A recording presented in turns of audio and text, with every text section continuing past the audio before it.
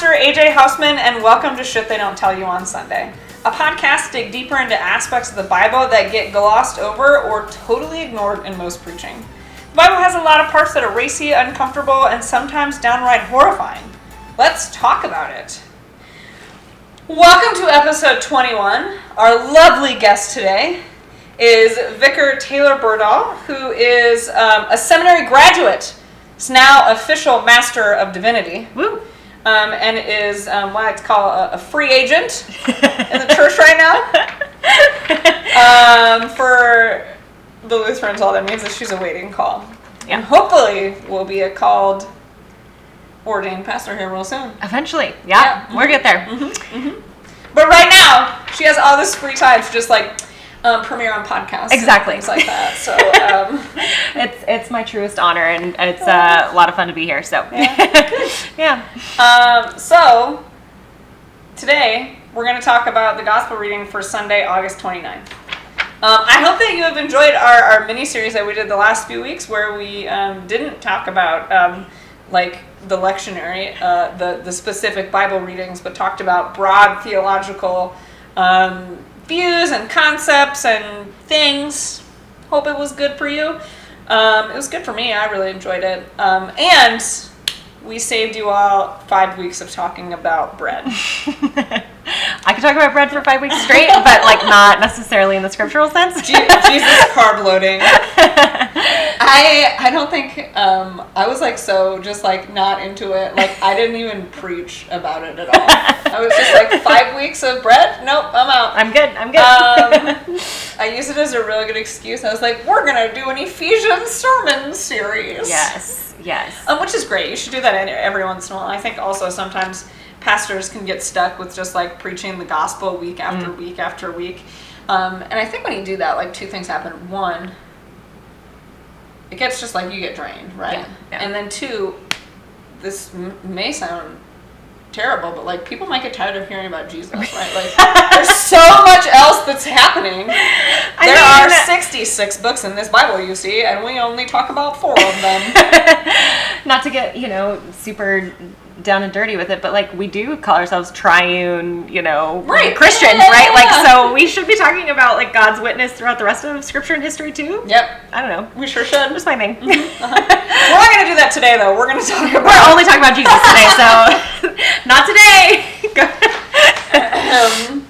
Next time, maybe. Okay. Today we're going to talk about the gospel lesson for Sunday, August 29th. I already said that. Good stuff. It's super uncomfortable, so get excited for this topic. It is Mark chapter 7, verses 1 to 8, 14 to 15, 21 to 23. I may not even say it again. The audience knows exactly how I feel about that. Actually less bad in this one than I do in most of them because, I feel like what was left out was something that just confused. Jesus goes off on a tangent and then comes back to his main point, and I think just confused everyone. And so whoever was putting this together was let's just leave that out. I think it's just gonna confuse everyone. I'll just skip that one. Yep. And then one verse, verse 16, which is a detested verse. Not detested. Yeah, contested. Thank you. That's the word I was close enough. I detest this verse. I detest it. I don't actually. It's a very fine. It's a repeat. Simple sentence, but probably scribal error. Yeah. But some people say that sentence was there, and some people don't. So that's all that means. We're just skipping it. So we're just we'll just skip it. Yep. Great. Okay. Do you want to read it? Or do you want me to read? No, go for it. Okay. Now, when the Pharisees and some of the scribes who have come from Jerusalem gathered around Jesus, they noticed that some of his disciples were eating with defiled hands, that is, without washing them. For the Pharisees and all the Jews do not eat unless they thoroughly wash their hands, thus observing the tradition of the elders. And they do not eat anything from the market unless they wash it. And there are also many other traditions that they observe. The washing of cups, pots, and bronze kettles. So, what if it's never mind. I was going to say, what if it's a pewter kettle? Okay. So the Pharisees and the scribes asked him, "Why do your disciples not live according to the tradition of the elders, but eat with defiled hands?" And Jesus said to them, "Isaiah prophesies rightly about you hypocrites, as it is written, 'The people honor me with their lips, but their hearts are far from me. In vain do they worship me, teaching human precepts as doctrine.'" I have to leave my comments for the end, and that's the problem when I read this sometimes. "You abandon the commandment of God and hold to human tradition." Then Jesus called the crowd again and said to them, "Listen to me, all of you, and understand. There is nothing outside a person that by going in can defile, but the things that come out are what defile. For it is from within, from the human heart, that evil intentions come: fornication, theft, murder, adultery, avarice, wickedness, deceit, licentiousness, envy, slander, pride, folly. All these evil things come from within, and they defile a person." This is the gospel of the Lord. Thanks be to God. Woo! Like I said, there's a lot going on in this, and a lot of first of all, Taylor would like to make one joke about what comes out of a person is what defiles them. I don't know how to make the clever sexual joke, but come on. There's been years and years of people telling you that if you receive something into your body, that's wrong, but sounds like the what comes out is more the problem. I thought you were gonna make a poop joke. Oh, well, there's also poop in there. That's the part that's cut out. Left out versus Jesus poop? Jesus talks about a sewer, which is amazing. Yeah, he does. Yeah. Let's see. It's in this section. He says, "Don't you see that whatever goes into a person from outside cannot defile, since it enters not the heart but the stomach and goes out into the sewer?" Yep, there's your poop joke.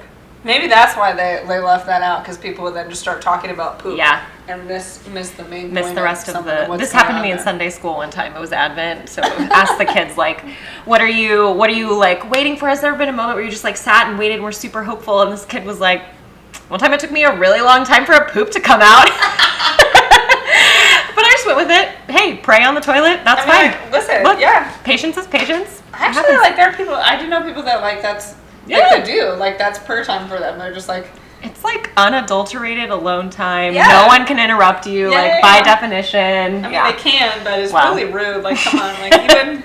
Everyone suffers. I feel like you hear a lot of parents saying that at some point in time. They're like, "I just want to sit on the toilet. It's the only alone time I get." Yeah. With social media, it's dangerous. I feel like I just scroll and scroll. Yes, yes, there's that. Until your legs fall asleep and you're like, right. "Well, I guess that's how I know." Anyways. Okay, good. Poop joke out of the way. So this Jesus is talking a lot about. We talk about these Jewish purity laws. Yeah. Which we got an entire book of them. It's called Leviticus. An entire book of these purity laws, and there's different kinds. They have family purity laws, a lot of stuff about blood. They really don't like blood. Food purity stuff, which is kind of the stuff we're seeing here. And then temple purity, which has some overlap, but is a little different. So they got a lot of rules, right? So these purity laws of what makes a person clean or unclean. And you're not supposed to do holy things when you're unclean. Yeah. And things can't be unclean. And I think one of the things that we miss about that too, removed from the history of it, is that it wasn't necessarily you were labeled one or the other forever and ever. There were rituals made to sort of enable you to move through life in these ways that respected some of the separation. But at the same time, just like today, people could get really caught up in some of it, and there was stuff that went really far. Yeah. And that that's a good point too. That to recognize that then a lot of the rituals within the Jewish tradition have to do with that crossing between being unclean to clean in the various different ways. Yeah. And sometimes, I don't know, have you ever read the Anita Dormant book, The Red Tent? No, but I know the book. It's like this kind of historical fiction, sort of like biblical setting of whatever, about, what women did in the tribe of Israel, when they were all menstruating, which is a time when you're considered unclean. Yep. But you, for the women, they understood it in the way she imagines the story, to be like a wonderful celebratory time where you are mandated to rest, and you get to stay in this tent and just gab, and someone else is doing all your chores for a week, and it's a great time. And so I think, there are some things that, we can look back and go that's so archaic, but there's some stuff that was I wouldn't mind a break every once in a while. I was gonna say, I'm listen, if there's a positive spin that you can put onto menstruating every week, listen, I just get a break for 7 days. I don't have to do anything. I can't touch anything anyways. It's fine. Yeah, that would be maybe great. Maybe. I don't know. And there's the other perspective of basically feeling like an outcast right, for 7 days a month and being separated from your family. Yeah. And then we talked about the bleeding woman, right? So she was bleeding for 12 years, and I that's too long. That's too long. Yeah. Yeah. So it could get extreme. Anyway, so these Jewish purity laws. So they're in the Bible, right? Mm-hmm. Why don't we follow these anymore?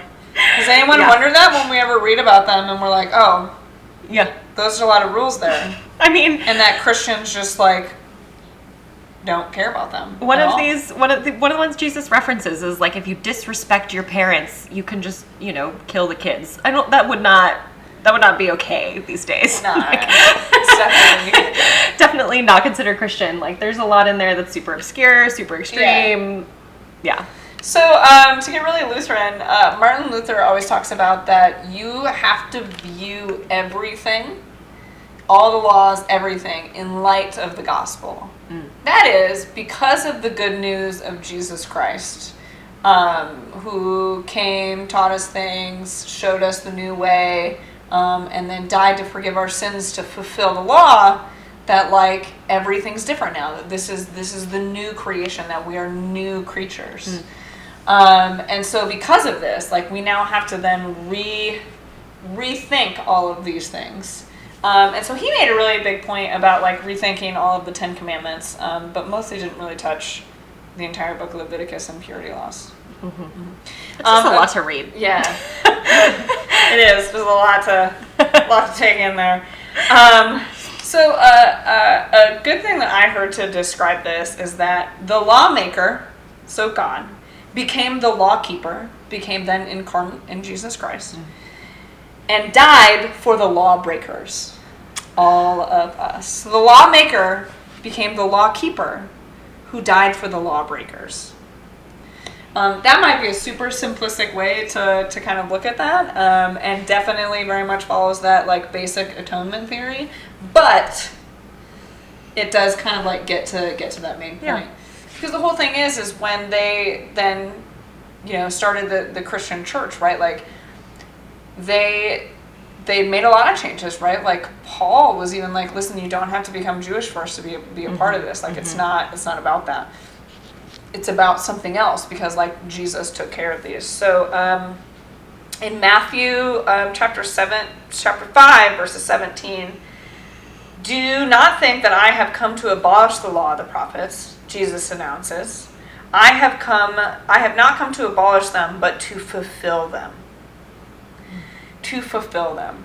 That within Jesus' life, death, and resurrection, he has fulfilled all of the law for us, and therefore releases us. Because the whole concept, of course, we suck, we're sinners, we're imperfect, we're all of these things, we can't do this. And so God had to come and take care of it for us, right? That was impossible. And I also feel it's part of it is we are incapable of keeping the law as the broken humans that we are. And also the lawmaker and the lawkeeper are one and the same God. And one of the things that we're incapable of doing is understanding the intent that God has for creation. Completely. For sure. And that's where the law kind of points us towards, but again is still not as any more exhaustive than how to fix an iMac for Dummies that was published in '98 would be today. That's not gonna do it for us, right? First of all, the iMac for Dummies from right here. That's probably the title of this episode. Yeah. But that idea of like what that we don't understand and we can't fully comprehend what is God's intention for creation. And so then we take these things that are written down and we like go nuts with them. Yeah. Right. And I think that's really what humans are the best at, of like taking things extreme, taking them out of their context, and using them if and when and how we choose. Yeah. Yeah. And I think that can become, problematic theology. Yeah. And just that we don't know what God's intentions are. I really like that. Thanks. Sometimes I think about that and I go, what was the point? Yeah. I think about it a lot. Yeah. And I think I figure it out. I don't know what the point is. But that's the thing is like we don't know what the intentions are. Yeah. I really like that. Oh, thanks. That's super good. That's probably going to actually make it into my sermon. Great. If I happy to help. To come back to the gospel. Yeah. Well. Sometimes you got to talk about Jesus in church. But anyways, what I think like also can in this passage then what Jesus addresses and what we talk about with this idea of clean and unclean is we have a modern system of purity culture. Yep. Yeah. It's pretty pervasive.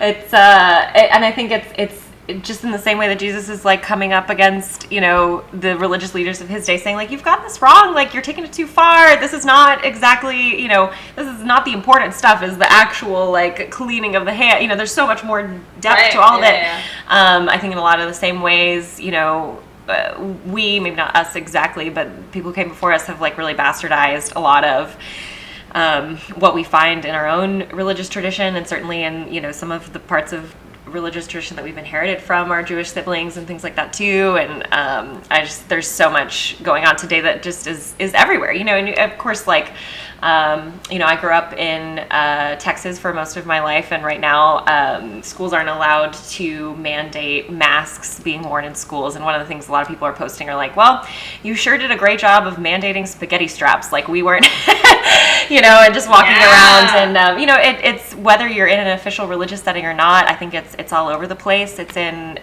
diet culture in places too that we start to think about all foods labeled as either good or bad, right. Good for you, bad for you, healthy, unhealthy, all those things. And there's a lack of depth to kind of understanding all these. It makes it very simplistic, right? Like it's either one, it's black and white. Yeah. We get in that black and white problem where it's either one or the other, but there's never an in between. Yep. So, so the thing with like the like modern day purity movement that we have, at least mostly around sex, because that's the thing people want to regulate more than anything else that you're ever going to do in your life. Mm-hmm. We're obsessed with regulating people's sex lives. Yeah. 100%. And so is the church. Mm-hmm. Always has been. Well, that's not true, actually. It's been for a long time, though. It hasn't always been, but it has been for a long time. Which is something, I think one of our guests has said this at one point in time, that it's crazy that this is what we want to regulate. I think it might have been Chris. That this is what we want to regulate when, like, Jesus never talked about sex. Right, yeah. But these are the things that we get really, like, fixated on when it comes to Christian morals. Okay, so the social purity movement that started in like the late 19th century, about the same time as the temperance movement, when they were, because you have to regulate alcohol and sex together, right? Mm-hmm. Like those have to, obviously. Tequila makes your clothes fall off. I mean,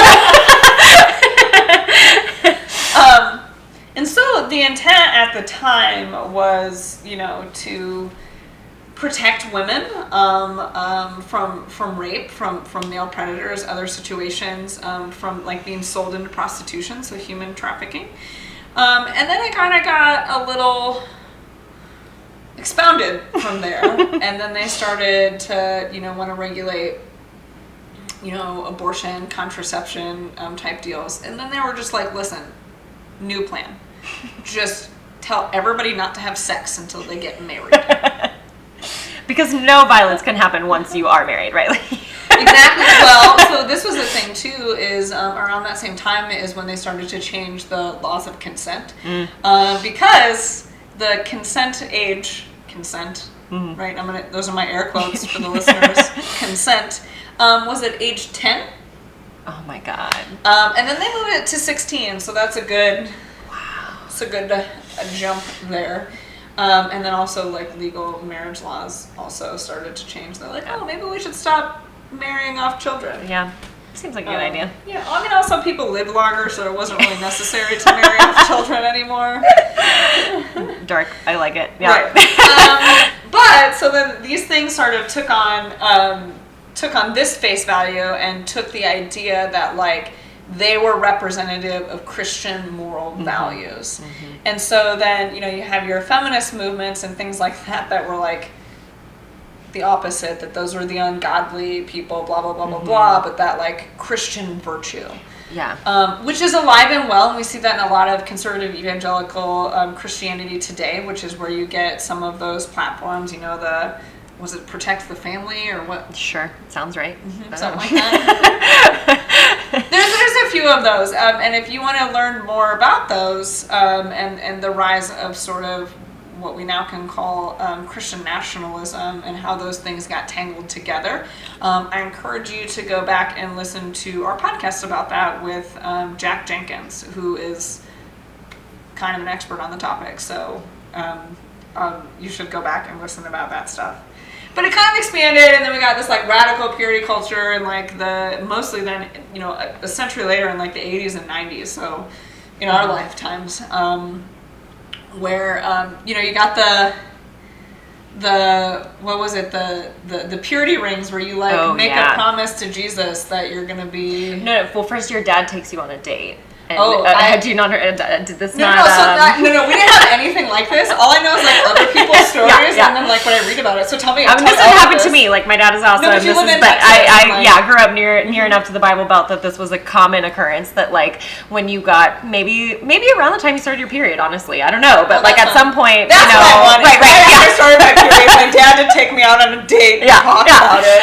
Oh my goodness. Your dad takes you on a date because obviously, like, he will be the most important man in your life until you inevitably, fall in love with a man and then end up, giving yourself to him instead, which is not weird at all. And your dad gives you this purity ring that signifies your promise to Jesus not to have sex until you have a wedding ring on that finger. Okay. Yeah, I don't know. It's doesn't make sense to me, but it's okay. It's I'm not sure at what point like you as the 13-year-old girl like are making a decision about this, right? Like your dad's like, I made this promise for you. Well, you're not really making a decision about it. I mean, I just think about like how we've then like talked about sex. Like you're just not like, it's just in even schools, like they're preaching abstinence, like absolutely don't do this. Yeah. And then it gets, and you get into some of those more conservative places and like the Bible Belt where they don't even teach you about sex in school. Yeah. And then from there, that actually just like causes a bunch of problems because then you just have a bunch of people that aren't educated about what's going on. So then you have, STDs are running rampant. Then you do actually have more of, I think more of a teenage pregnancy problem in most places. And it's like, if we just talked about these things. Yeah.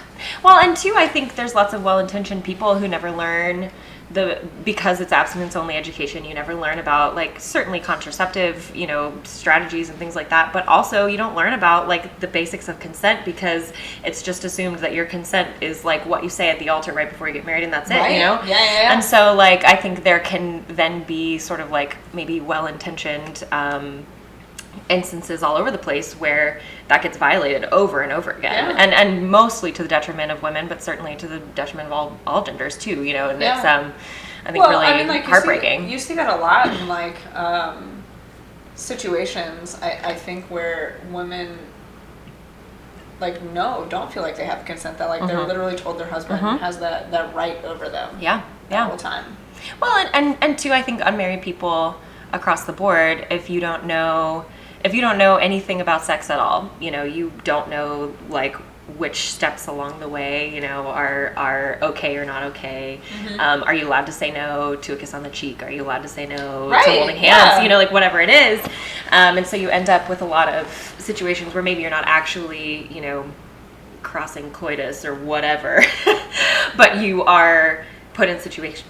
People are put in situations where they, are doing things they don't understand, maybe don't want, maybe they do want, maybe they're confused about the, and so I just think across the board it leads to a lot of unhealthy stuff that ultimately damages people all over the place, Yeah.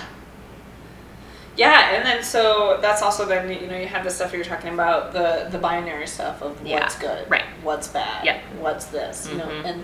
and how those cross borders of not just about sex, right, that we then... Yeah.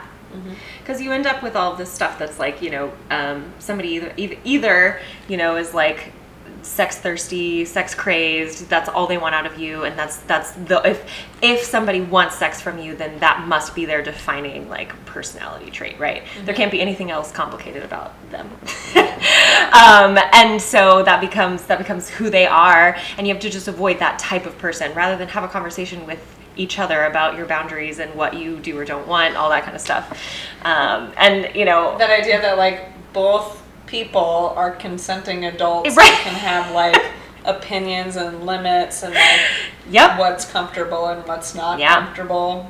Instead, you get a lot of like heteronormative sort of like girls, like guys are always going to want sex from you, and it's your job to just like keep them at bay until it's right, and the only time it will ever be right is like once you're married, Okay, so that's terrifying. There's a question for me. So a lot of what we have with like the purity culture, as well as like the purity movement that happened 100 some years ago, it was all focused on like women and women's virtues, and like women then would be damaged goods if you did have sex before you got married, that somehow your ability to receive God's gift of grace and sanctification depended on you being a virgin until you got married.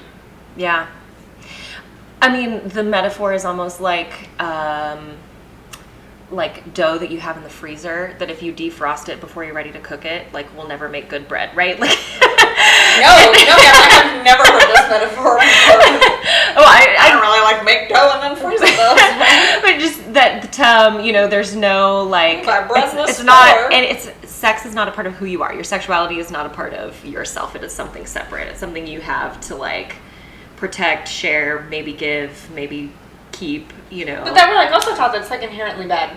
Right. Yeah. And once that's been, touched, taken out of the freezer, you're done. Yeah. So my question is then like, what then through this process are boys taught? What are men taught in this same process? I think they're taught that they're monsters. I think that they're taught that if they want sex, then that they are, they're a villain until it's in an appropriate setting, and then all of a sudden you're supposed to think of yourself as good for having desire, right? And also taught that they have all the power, that they get to decide or they don't, and I think well, but I think also you're right, like taught that in a negative way of sort of like you do have all the power, and so like you need to use it the right way. And, like you're not allowed to use it. Yeah. But there is not the same shame around teenage boys having sex than there is girls. And I even remember that in high school, like those were the sluts, right? Like those are the... Yeah, and I think that's where the purity culture comes in, right? You're either defiled or you're not, which is, how this connects so closely to the text is that like... And remember what we learned about. If something has come into you, then you're defiled, is the narrative that you hear. There's no like, you're not permanently defiled in Jewish purity laws. Exactly, and this is where it is like a bastardization of what... It's all a bastardization. There's no way to pinpoint it. Yeah. And it's just I think Catholic Christians misuse scripture one more time. And I think that's where so much of the appropriated, I think, is the best word. Yeah. We're really great at appropriating Jewish, like not just Jewish laws, but sort of like Jewish traditions in a way that makes them fit to what we want the message to be as Christians. And so that's why, well, first of all, that's why it's important to like talk about some of these things, that like you need to put them in their context, right? Because this isn't what this is about. They're not talking to you. Like this is a very different scenario, but then also like how we as Christians then take them and make them what we want them to be. Yeah. And then all of a sudden, this isn't just about like whether or not you are considered desirable societally, or if you're going to be marriageable, or any of those things. It's also about whether or not you're getting to heaven or you're going to be sent to hell, you know. And that, I don't think at any point my understanding of God matches up with that, you know, and so that's what's really damaging. Right, and so that's, I think, that's something that, like, is that every person, I think, that has experienced this kind of theology thrown at them that really needs to wrestle with, like, because I bet you there's a good chunk of people that are hearing this that, like, part of that could be why they don't go to church anymore, right? Like, they told me some horrible shit and that I was wrong and damaged goods and all that kind of stuff. Yeah, I wouldn't go to that church either. I mean, like, because again, like, your experience of a loving God and this message of, like, no matter who you are, no matter what's happened to you, no matter where you come from, like, you are still a beloved child of God who has been given the same gift of grace as everyone else. And so for you then as a church to turn around and be like, oh, but you're damaged goods. It doesn't. No. It doesn't make any sense. And it's, anyways, we can talk about it forever, but I think... we could talk about it forever. I think it leaves people with a very limited understanding of humanity, a very limited understanding of God, and it kind of messes us up. So a person is unclean. Yeah. Then they would go through a ritualistic process to then become clean. Like at the end of every period, a woman would go through a certain like ritual. Like we have, so like the same thing with all the purity laws. There's a thing then like you would go through a ritual to be unclean. Like it wasn't just washing their hands, right? Like it is a whole, it's a thing, right? And so this idea that like Jesus came to fulfill the law, all of those things that we would have to individually ritualize ourselves to become clean. Jesus did that for us, right? Like Jesus fulfilled that ritualistic nature to make us clean. And I physically, I think about it in the sense of the water. I mean, as our baptismal theology shapes so much of what we do as Lutherans and stuff. But like we are not just swimming in the waters of baptism that temporarily cleanse us from whatever impurities or sins that we've kind of accrued. We're swimming in the same baptismal waters as Christ, who's completely pure, if you want to use this sort of framework, and we are eternally clean, eternally pure because of Christ, not because of anything we've done, but just because of the waters of baptism. And so it's not even a question, but we still have to figure out how to live our lives. We still have to treat each other excellently. We still need to do those things because that's what God wants, and that's what God wants for us. It's not to earn anything. Well, and I think that do you have something to say about that? Our next piece item here. So Jesus says, the things that come out is what defiles you, right? And so I think that's more has to do within our relationship with others. What we are constantly called into is in our relationships with one another. So Jesus took care of the hard work. Our job is to live in response to this gift and to uplift one another in community. Like it's all about the whole humanity. It's never individual. It is the cosmos, the lifting us up together. And so how do we live in that relationship, right? So Jesus says, here are some things maybe don't do. That these are the things that damage relationships with others, right? Every single one of these is about damaging relationships with others, and those are the things, that cause problems. So I have fornication, porneia. That's the Greek. The porneia Greek, yep. So this is where we get porn, right? Like, and the idea that like this is a thing that like takes advantage of a more vulnerable person, right? Theft. Clope, where we get kleptomania. This is just a vocabulary lesson, actually.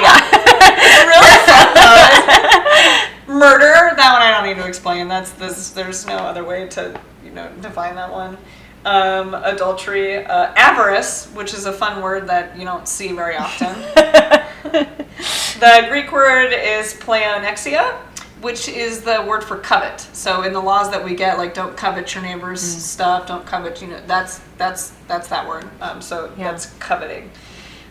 Which to me, like I wouldn't translate that as avarice in English. Avarice to me is more like looking at your neighbor across the street and wishing a tree would fall on them or something like that. You know what I mean? Like, it's not, it's more just, but that, whatever. I mean, like, so with that jealousy concept. Right? Yeah. Wishing ill upon someone else, and maybe wanting to benefit from them. Yeah. Wickedness, poneria, which is like malice. This is iniquities, anywhere you get that in the Bible. Some places just translated as sins. So the idea is that the wickedness is the bad thing, that there are two, you can either, righteousness and wickedness, that they're opposites. These are the biblical dichotomy is you want to be righteous, you don't want to be wicked. And so that's an old, you see that all throughout the Hebrew scriptures as well. Like, we want to be righteous, we don't want to be this. And the righteousness, which is diakos, I'm going to screw it up. There's an N. Dikaios. Oh, that's, yeah. Thank you. You're welcome. I always put the infinitives on there, and just because it makes it, okay. You nerd. Yes.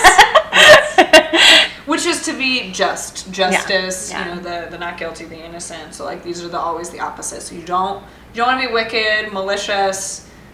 You want to be just in justice. And I think they're both verbs too, right? Like, you're not either stamped one or the other, right? You're living in wickedness, you're living in righteousness. Like, it's all of these things, you know. Yeah. It's how you live. Deceit, that one's the same.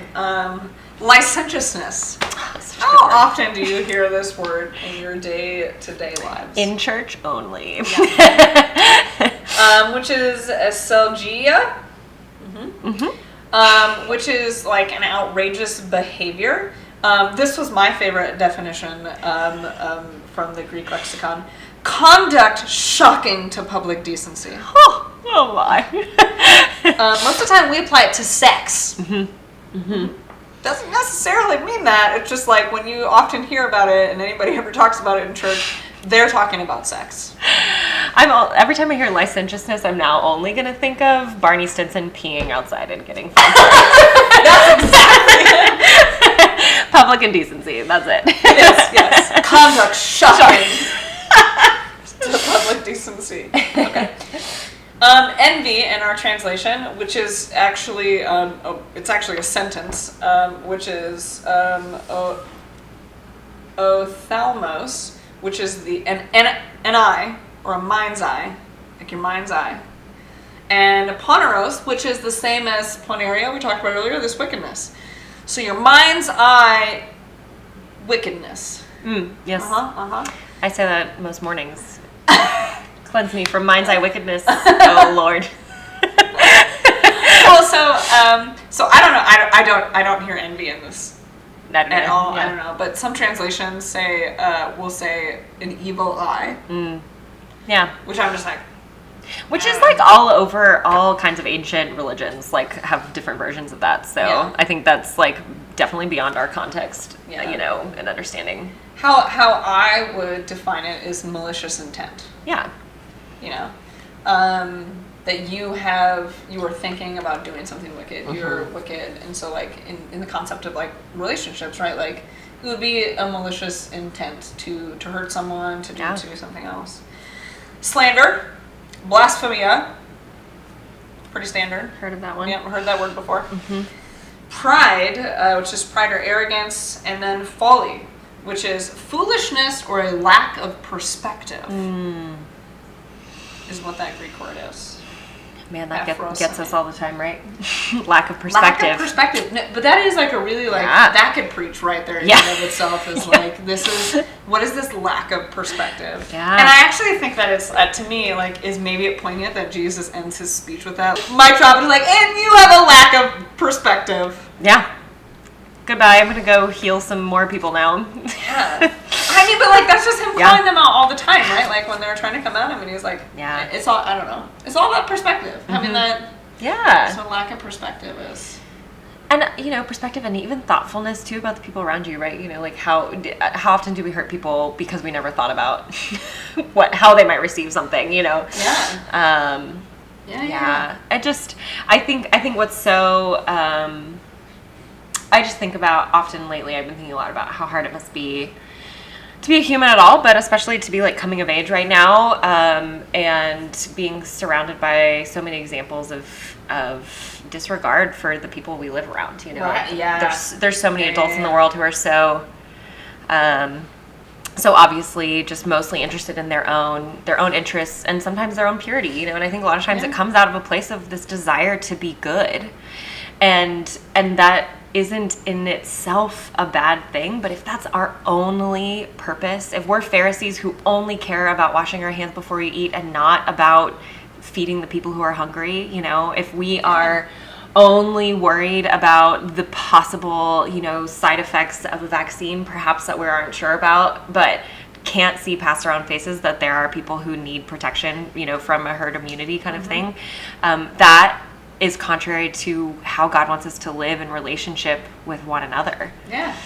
The lack of perspective and the fact that, like, again, the idea is that we're already saved. Yeah. And that it's about our relationships with one another. Yeah. And the perspective. To me, like, that's when I think about, like, what is a Christian morals to me. It's not about who you're having sex with and what you're doing here and, like, maybe you smoke, maybe you drink, you didn't get into that temperance movement thing.